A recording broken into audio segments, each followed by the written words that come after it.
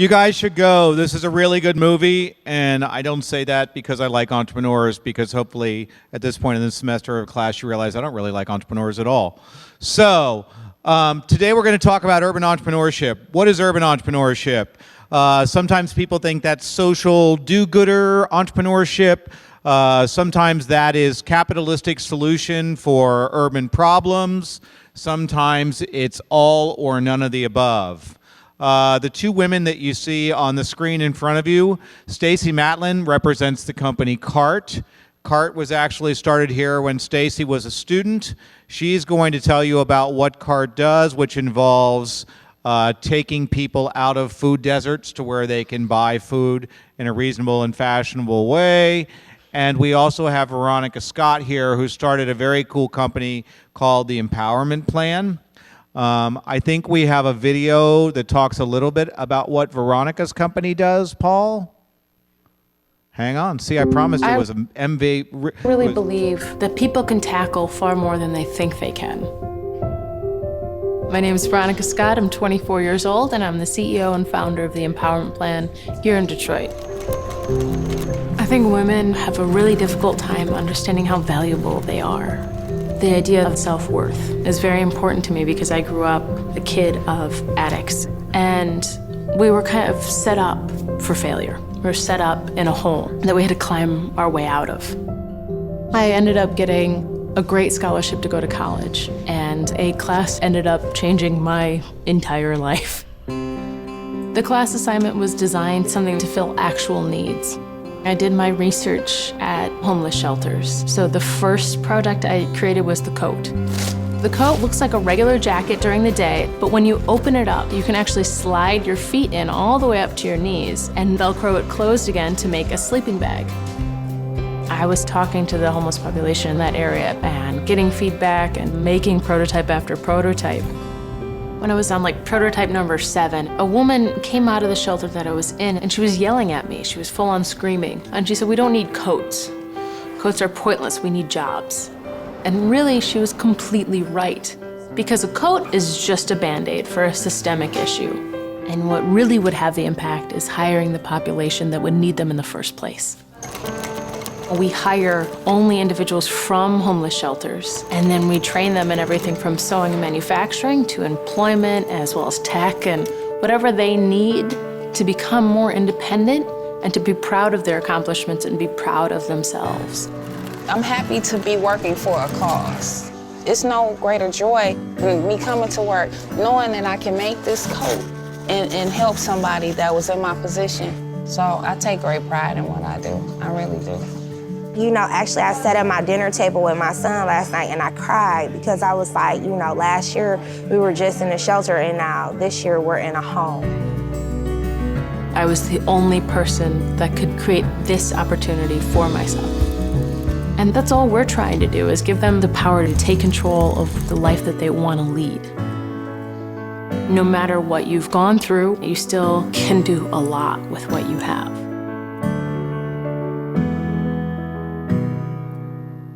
Wow, very cool. Okay, first up though, I want you to welcome an award-winning entrepreneur, author, and generally good guy. David Tarver has started the Urban Entrepreneurship Initiative, which is driving programs in a number of cities across the state and hopefully eventually across the globe to design programs that will allow for entrepreneurs to build solutions for urban problems in ways that are both unique and profitable. Please give a very warm 407 welcome to David Tarver.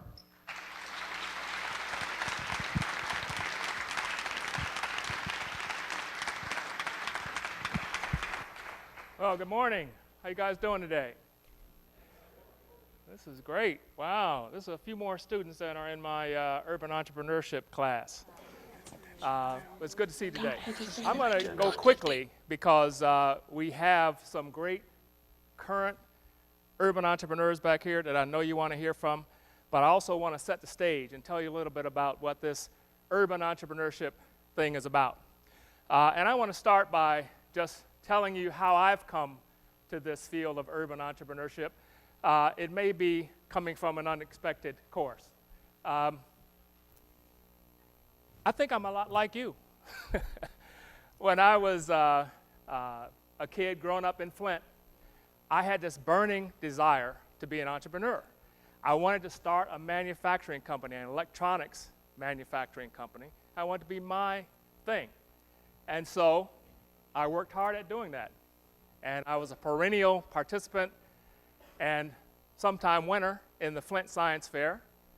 This was back in the heyday of Flint, in ancient times.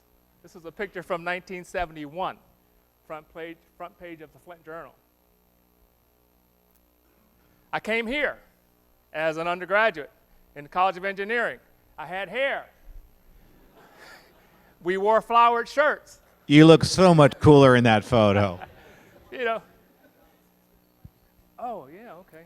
Please do that. You can hear me though, right? Hello, hello, hello. Okay, I'll keep talking loud. Had a great time here at University of Michigan, very difficult, but I knew even then, again, before coming to Michigan, I wanted to start a business. There was nothing like Entrepreneurship 407. There was nothing like Center for Entrepreneurship. Entrepreneurship was almost a bad word in those days because people felt like if you couldn't get a job somewhere, you must be crazy. So I got a job at a place called AT&T Bell Laboratories in Holmdel, New Jersey, which at the time was the preeminent research and development institution in the world. It's where the transistor was invented. It's where the data modem was invented, the communication satellite, the C programming language, the Unix operating system. All this stuff came out of Bell Labs. And so I felt fortunate to work there, but I also knew in going there that I was going to develop further the skills that I would need to start a business. That's the only reason I went to work there. Well, I did try to develop a product, and my first product was an absolute miserable failure, and we'll talk about why that was. But I thought I was going to develop electronic music synthesizers and be the synthesizer, the electronic music provider to the stars, and one star in particular, Stevie Wonder. Didn't happen. However, while I worked at Bell Labs, I met these two other charming gentlemen. They were younger engineers in the group I was working in at Bell Labs. In fact, I helped recruit them to Bell Labs. And I convinced them to come and work with me in my basement on developing an electronic product, basically a piece of test instrumentation that would simulate the operation of the telephone network, terrestrial networks, and later wireless networks that we would sell to people in the communications industry. So we were pretty successful. We developed this line of products, and we developed a company that sold these products in more than 25 countries. This is a picture from my first trip to Japan in 1987. That was probably our second largest market in the world, was Japan. We sold the company in 1995 to a British outfit called Bowthorpe PLC. It's now called Spirent PLC. And on that day, I felt free because I knew that I would never have to worry about eating again. And my kids wouldn't have to worry about eating. And that's a wonderful feeling.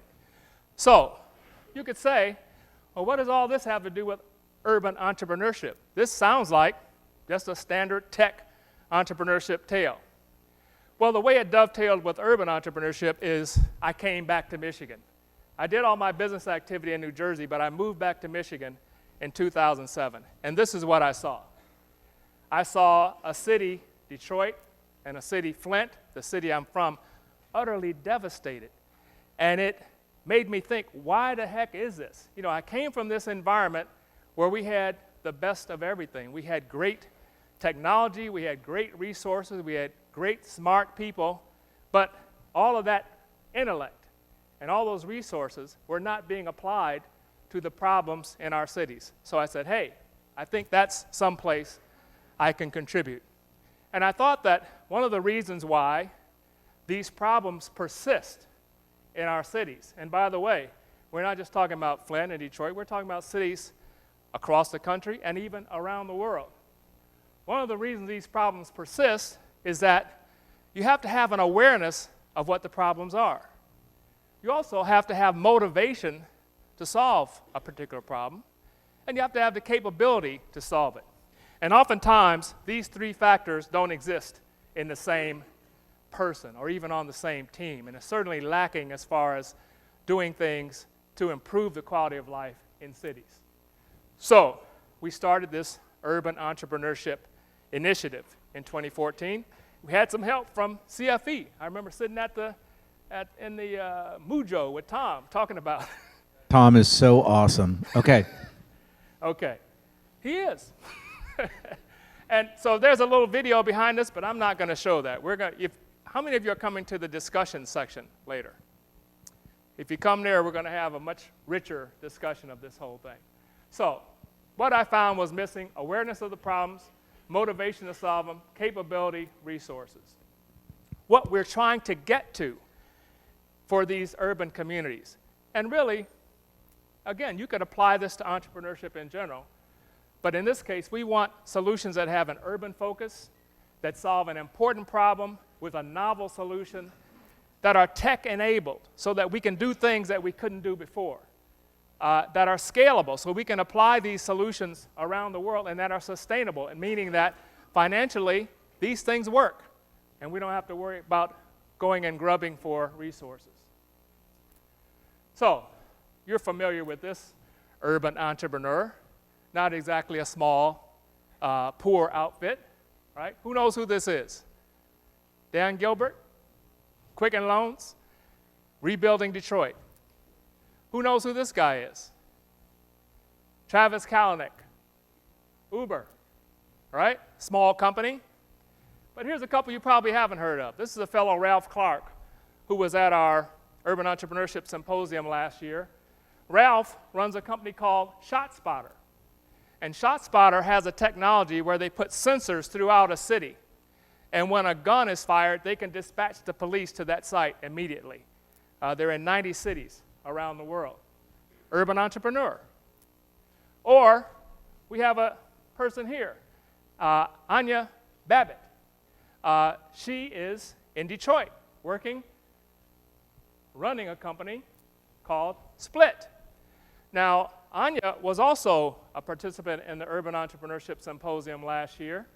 And one of the things I liked about Anya was she won the prize for the best gift for anybody that came to my house for the pre-symposium party, because Split had their own branded vodka that they gave out. And it was tremendous. But the other thing that Split did, they just won the Accelerate Michigan competition and got $500,000 for doing that. Ben Seidman, who was a student in ENTR Entrepreneurship 411, works at Split now. He went through the Venture for America Fellows program, and then got a job at Split, and so they're on their way. So how do you do this? How do you get there? Well, in the old days, we used to say, you have an idea, you get some money, you start a business. I still encounter people who think this is how it works, right? How many of you would like it to work this way? You have an idea, somebody gives you some money, you start a business. It doesn't work that way. Then people started saying, okay, I got an idea, I got to write a business plan. People used to tell you, write a business plan. You get some money, you start a business. How many people think it works that way? How many would like it to work that way? It doesn't work that way. So now what we tell people is that you have an idea, you create this business model, which is the design of the business, right? And then you validate that business model, then you write a business plan, then you start a business. How many people think it works that way? Come on, somebody think it works that way. Okay, well, the question is, where does this idea come from? How do you develop this idea? Well, it's all about the community. You have to decide who you're going to solve problems for. Select a community, engage a community, identify a problem that that community has, and devise a solution. Now, I learned the hard way that this applies no matter what kind of entrepreneurship you want to do. You may be working, you may have a medical product idea. You need to understand that medical community. You may have an idea that works in the oil drilling business. You need to understand that oil drilling community. So it's no different in urban entrepreneurship. If you're going to solve problems for people who live in an urban community, you need to immerse yourself in that community and try your best to understand that community and realize that it could take years. This is why so many people who start businesses go to work for someplace first and then start a business. It's not the process of going to work that makes them successful in that route. It's that they learn some community, the community that that company they work for is operating in. So this is the overall model. This is something you can ask me about later if you come to the discussion session. That looks really hard. Well, that's really, it's a bunch of stuff that I stole and cobbled together. And but if you take Entrepreneurship 490, you're going to be asked to get up and describe this model, so you can get a head start. So remember this one thing, if you remember nothing else, entrepreneurship is about the community, the community, the community. And if you can make it by devising a product, devising a solution that works in an urban community, you can do it anywhere. Who said that? If you can make it there, you can make it anywhere. Tom, you want to sing that for us? Maybe if you're good at the end. So if you want to reach out at some point, there's all my stuff. And hope we have a good discussion today. Absolutely. Thank you, David. Stacy and Veronica, if I could ask you guys to come out. Also, David is holding a copy of his memoir, Proving Ground. The first 3 questions today, when we open it up, get an autographed copy of David's book. Are Stacy and Veronica coming out? Here we go. As we saw, Veronica, are you coming, Veronica? You can come out too. Come on out. So as we started at the top, we said we were going to feature a couple of entrepreneurs that are actually doing it. First up, if Stacy's your mic not working? You can have mine if you want. Stacy's going to talk about CART. CART is one of the fastest growing companies and has won just about every award that a company can win in the state of... I think it's working. There you go, you're good. In the state of Michigan, she's also been accepted into the Grand Rapids Seamless Accelerator. She's currently working with Meyer. She's presented at Ventures in the Valley in San Francisco. Will you tell us a little bit about what you're doing? Yeah, I would love to. Thanks, Tom. So just to give you guys a little bit of background, my name is Stacy Matlin, and I'm CEO of CART and founder. CART, we connect low-income and low-access individuals to well-stocked grocery stores. And before I get into that, I kind of want to take a step back and tell you guys a little bit about my background. And so not so long ago, probably about 5 years ago, I was in your guys' shoes. I was an undergraduate student at University of Michigan, and I was given the opportunity to be part of a Europe research program through their summer CBPR, Community-Based Participatory Research Program. And I was placed in a case study in Southwest Detroit in Delray. And the case study I was assigned to, the title was, How Do Marginalized Communities Gain Political Power? And essentially, I was there on the ground learning from the people who were really affected by this new bridge that was coming in, and they were trying to mobilize and kind of gain some economic benefit from this new economic development that was coming in. And one of the biggest findings was that it's really, really hard to create social change. And just talking to people and really understanding where they were coming from, it was really hard to watch. And so that's kind of where I got the idea to kind of pursue business to really impact social change. And that's kind of where I took that idea, ended up graduating and went into my master's program for School of Public Health, and I pursued social entrepreneurship. And one of the things in pursuing social entrepreneurship is I found Innovation in Action.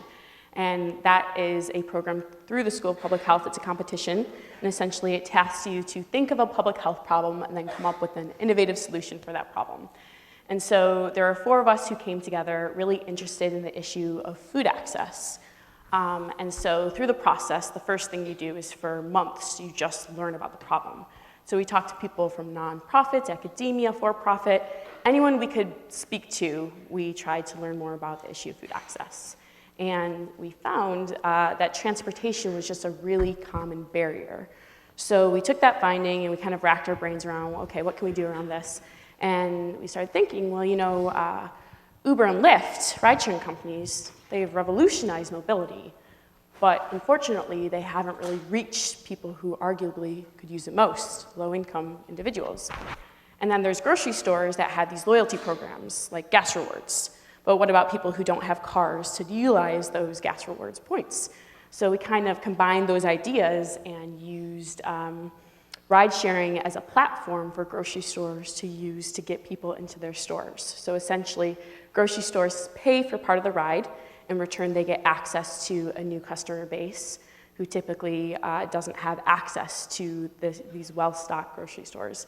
And that's kind of where the idea started, and we're still on that same path. We were able to work with Meijer, and we had a pilot in May of 2015, where essentially we operated as a call center, and people would call in, and we would book Ubers from our phones to get them to the store, and they would pay for their ride in the store. And I think the biggest finding we found from that pilot was the issue of trust, and trust is essential. Without that, people would not use our service. We really had to start talking to people and really gaining their trust for them to use our service. And then once they did, they were referring us to their friends and family.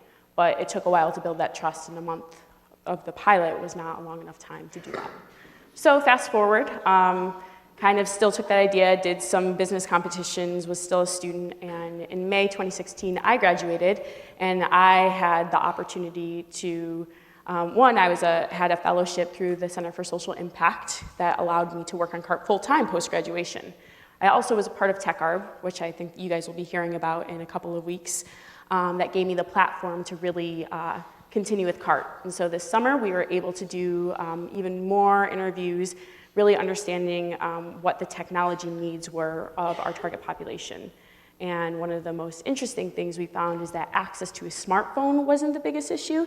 It was the issue of lack of trust of putting your credit card information into an online platform. So that's kind of where we learned from our interviews and have taken those findings and created technology now where people will actually go to Meijer. We coordinate the rides, we coordinate with Lyft on the back end, and people pay for the ride in the store instead of having to put their credit card into any sort of online platform.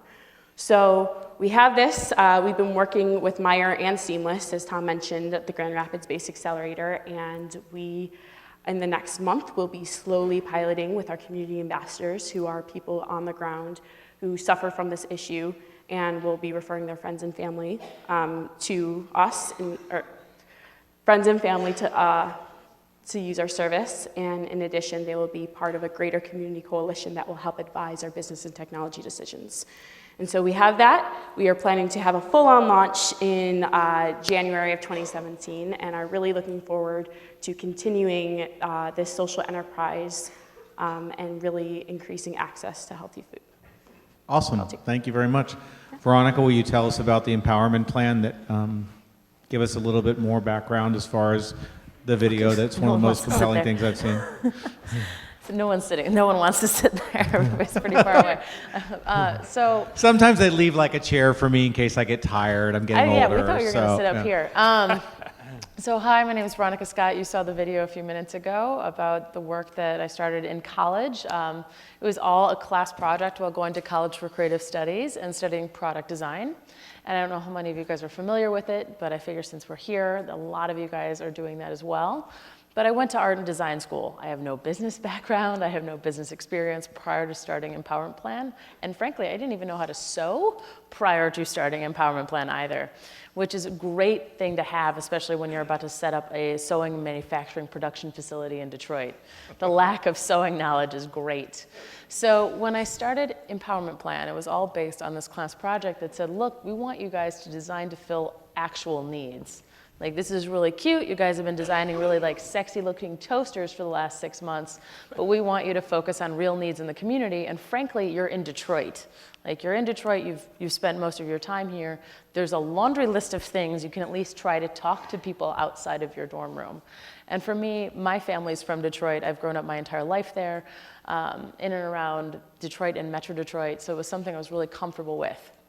And so we all went around, and of course, like any good group of students, started off with like heavily Googling first, like Detroit needs, and came up with like public education, public housing, public transportation, and all of the things that we were like, we can't tackle this in 3 months and still get a good grade.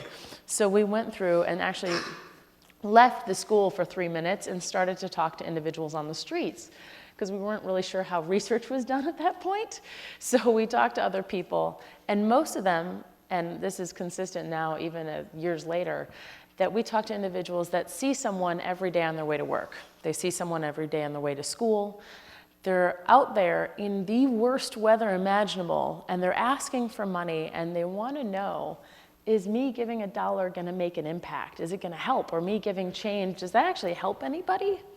Does it help them at all? And they kept on talking about this. Like, I see this person every day and I want to do something, but I have no idea what to do.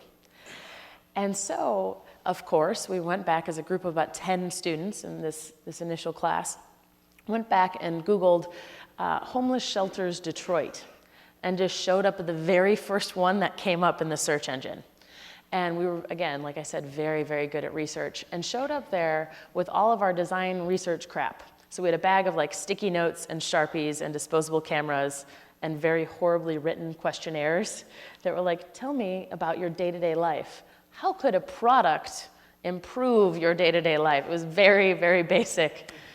And so we showed up with all of this stuff. And we get a meeting with the manager of this shelter, and we didn't realize most of these organizations that do kind of distribution of services have street names. They're all known based on what they do best, or lack of the good things, let's say that. So this place was just nicknamed Hell on the streets. It was the last stop for most people before being permanently, chronically homeless. So if you had nowhere else to go, if you get released from prison and end up having no family, no friends, or nobody that will take you, you end up there. We did not know that. That does not come up in Google. Street names are not something that show up when you do research like that. And so we go there, we get a meeting with the manager, and we roll up to this building, and it is a one-story, windowless building surrounded by barbed wire, painted gray. And so you go through the barbed wire, 2 metal detectors, and a pat down before you get to sit in a chair for about 8 hours and watch television before you're rotated out for the next group. And everything you own must fit on your lap, otherwise it is thrown away as if it doesn't have any value. So we didn't know this. I went in with the 10 fellow classmates of mine. We talked to a manager, and he's like, oh, you want to do some projects here? That's adorable. All right, show up 8 o'clock, the shift changes over. Sounds great, see you then. And we thought it was just being really nice. We're really excited. I come back Wednesday, 8 p.m., like we said we were all going to. I go through the metal detector, the pat down, all of that. And I realized none of my other classmates were showing up. Like, I was the only person there. And this place is terrifying for most individuals. Homelessness in general is usually very terrifying for most people because it's this like great unknown, and it's completely something that you could never imagine yourself going through. It's something that you're like, oh, that would never happen to me. And so in there, I'm alone, I'm standing there. At this point, no one else has shown up. And the night manager, who had his arm in a splint from breaking up a fight the day before, says, all right, this is it, you it? I'm like, yeah, I guess so. And he's like, you ready to talk to some people? And I'm like, sure, sounds great. And he laughs at me and then walks me in front of the group, clicks off the television and says, good luck, you're gonna need it. And then everybody just stands up and starts swearing at me. I turned off the television, I ruined their evening, I get it. And all I could end up verbally vomiting out at that point while like holding all the design research crap like up here, as if it was gonna like protect me from bodily harm at this point, was like, look, I'm broke, I live with my grandparents, and I need your help passing a class. It was very inspirational. It got about 10 people to talk to me that day, but the general response was, if you wanna help us turn our television back on. I was like, got it, I'm gonna go hide in the corner. If you wanna speak to me, I'll be trying to blend into the wall. And that's how it all started. I showed up every Monday, Wednesday, and Friday night at 8 p.m. for 5 months, just to be there, just to talk to people. Designed the coat while I was there based on a playground that was covered in tarps and clothes that 2 people lived inside that when I took a picture of it, was burned down the next week in a turf war, and the 2 people ended up dying about a year and a half later from being on the streets for so long. And for me, this was something that I loved and was so comfortable with because, frankly, both of my parents had been unemployed for decades. This was something that I grew up in a situation of poverty. I grew up where both of my parents were struggling with addiction, where everybody just assumed by default that we were worthless. And that was something that you had to hide and claw your way from and just try to reinvent yourself. And so for me, this was exciting. This was really, really amazing. And by the end of that semester, I ended up with a street name myself that I still have to this day in that area. And it is the Crazy Coat Lady, or just the Coat Girl for short. But there were strangers that had been on the streets 20 years that were asking me, so like, when is this gonna happen? Like, when am I gonna get my coat? Like, so I hear you're the coat lady, like, when am I gonna get my jacket? I'm like, this is never gonna happen. It took me 80 hours to make a coat on a home sewing machine in my grandparents' basement. I was like, this is not gonna be real. And then, no. And it was because of that over and over again. I was like, sure, I'll write the first business plan, I'll see if this will work. Because for me, you guys are all, have this amazing opportunity. Because apparently for me, I didn't think that entrepreneurship was a thing for someone like me, somebody that doesn't have connections, that didn't have income, that didn't have all these different resources. And so we wrote the first business plan. It said we needed $1,600 to operate for the first year, which was slightly underestimating costs. Like I said, I was a designer. It was the world's prettiest business plan, if you want to look at it. It was beautiful. It had one Excel sheet in the back. And that was it. It took me a lot to figure out even how to do that one Excel sheet. But from that point, I was able to actually hire 3 people. We were funded by the PayPal button on my blog because the story went viral really quickly. And it's paid for the first 3 employees. Over $75,000 just came in from the blog. Now we're at over 32 individuals. We're almost 5 years old. We've made over 20,000 coats, and we've distributed them across 40 US states, 6 Canadian provinces, New Zealand, Australia, Switzerland, Sweden, Malaysia, South Africa, the UK, and France. And I think the biggest thing for us is that every single person we've hired moves out of the shelter within the first 4 to 6 weeks with no recidivism back.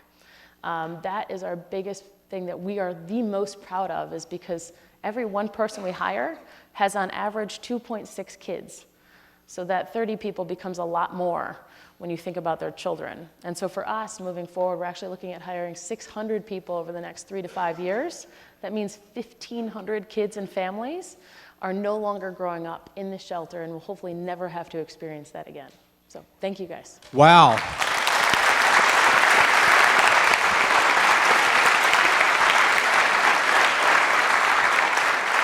Who would like to ask a question? Water. Sorry, I'm missing you in the front. A question for Veronica. Since you didn't start off with any sewing ability to start out your company, do you think you need prior skills to run a company that relates to some skill? I don't think so. I think from my standpoint, it was willingness to learn it. I found the first sewing instructor off of Facebook, and the reason she was picked was because she was the only one that responded. And I was like, I need help sewing, learning how to sew. The first person and the only person that said anything was the person I was like, you're great, let's work together. And I think it's... At what point did you tell her the truth? 3 years after I hired her full time. First it was volunteering, and then it was like, oh, I have this job opportunity, you should come work with us. We're really legitimate. It was great. No, we found, I think for me, I've been always very open to all the things that I do not know and not being afraid to say, look, I have no clue what I'm doing.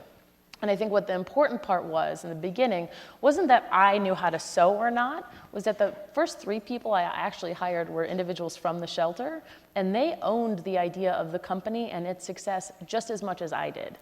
They were like, we're gonna learn how to sew together as a group because we have no idea what we're doing. And we collectively have no idea what we're doing. And so we're gonna figure out whatever it takes to make this work. And they owned it in a way like, one of our first employees was 58. Why would she work with a 21-year-old design student with no business experience trying to set up a cut and sew factory? Like, it just wasn't something that anyone should do logically, but sitting there and saying, look, I don't know and I want to build this with you and I need your help was critical.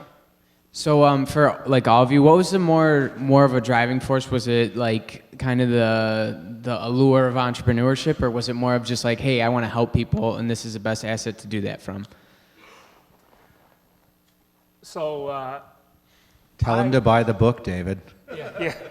Buy the book You know, to find out. I glossed over a lot of stuff, but basically, I had this driving desire to prove that I could be an entrepreneur. Coming up through the 60s and the civil rights movement and all that stuff. So that was part of what was motivating me, but part of it was just a love of electronics. What drives me now to try to facilitate more businesses like Veronica's and Stacy's is what's happened, to these cities, because I grew up in Flint at a time when Flint was one of the best places to live in the country. Second highest per capita income in the country in the 1960s. And now look at it, people can't even safely drink the water. So I'm really driven by, it makes me mad, makes me angry, but that anger motivates me to try to help people do something about it. I think it is like being on the ground and seeing just like how some people are forced to like deal with certain situations, and the fact that if you don't have access to healthy food, if you don't have access to food, how can you even begin to think about how you're going to do anything else and be successful in other parts of your life? And so the fact that I have the opportunity to actually help get people to have food, like one of the most necessary things for you to live, is like what drives me every day. And I think it's really just that passion has continued my. Well, so one thing I'm going to along with you as well is, and you touched on this a little bit, I mean, David, you had a multi-million-dollar agency here, you got an engineering degree, and so engineering sort of mattered with your first company.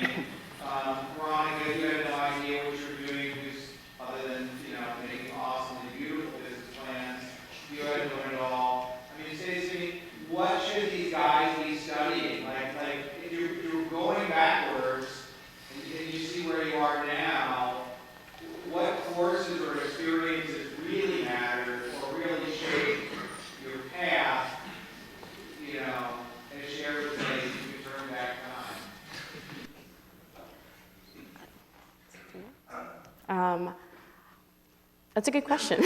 I think really the best learning experience is actually getting out of the classroom and talking to people and like doing internships where you're on the ground and doing stuff. I think that is the best thing, at least in my experience. I would say like a little bit of kind of psychology and social work if you're getting into the impact space. That's been one of the hardest things to learn on the job is, we get somebody that comes in and they're like, well, my baby daddy shot my mom in my car in my house this morning. What do I do? And being able to help somebody through that and being able to do that, at least learning how to listen, learning how to communicate, learning how to listen is critical, not just to the research part, but from every stage from that point. And being okay with constructive criticism, that your idea may need to change, your idea may need to have other people that will make it better. And so being open to that is really important. Yeah, I think it's important to know what's at your core, know what gets you excited, what can get you up in the morning, and to be able to get in touch with that, you have to see a lot of different things. I didn't start out at University of Michigan. I started out at Kettering, which was GMI in the old days. And I had a lot of experiences at General Motors that told me I don't want to be at General Motors. So I think that was a win because it got me out of there. But I think once you understand what it is that really excites you, if you make contact with this community, you start working with some community, you will see how to apply what is in your expertise, a way to help, whether you're an engineer or whether you're a physician or whether you're whatever you are. You have to map your special expertise into something that community needs, and that's where the magic happens. I mean, when I started a business, I was certainly an engineer, and our core expertise was engineering, signal processing, telecommunications, but I knew nothing about running a business. I knew nothing about finance.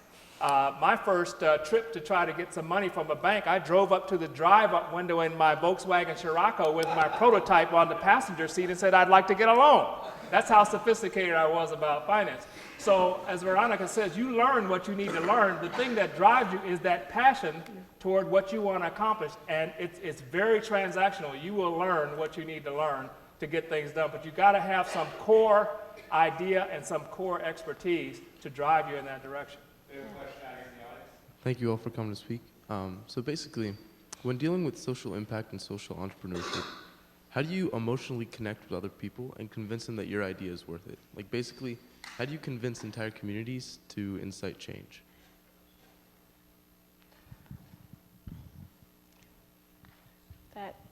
That is a very difficult question. There's some examples of great community activists all over the U.S. that have done it in beautiful ways. There's one group that I know of in, I think it's like Philly, that they go through and they want to redesign a park.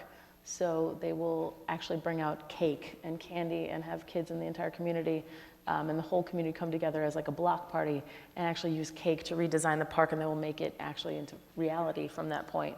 The thing is, the community, it needs to come from the community. They need to feel like they're a part of the process rather than you kind of, what happens a lot is people go into other communities that they're either not a part of or have not spent enough time in, and they'll come in and they'll be like, I know what you need. I know because, and what you're not really verbalizing is that you think you're better than everybody, that you know what's better for them, that because you're not in their situation or because you're from the outside, you know what would make sense. And I think just sitting there and listening and shutting up and letting people and tell you what it is and using that to synthesize something and making sure that they're a part of the process. It may slow it down, but it's critical in the long run if you want it to be successful, because there's so many examples of poor design and poor things like that that haven't worked out because of that, because they didn't take the time with the community. Can I pile onto that question and ask each of you if you had an I quit moment and what pushed you through it? We just went through this thing in Flint where we were doing this Urban Entrepreneurship Symposium in Flint in October, and it's one of the hardest things I've ever done because the political situation in Flint, you can imagine, is very tough right now. The economic situation is tough.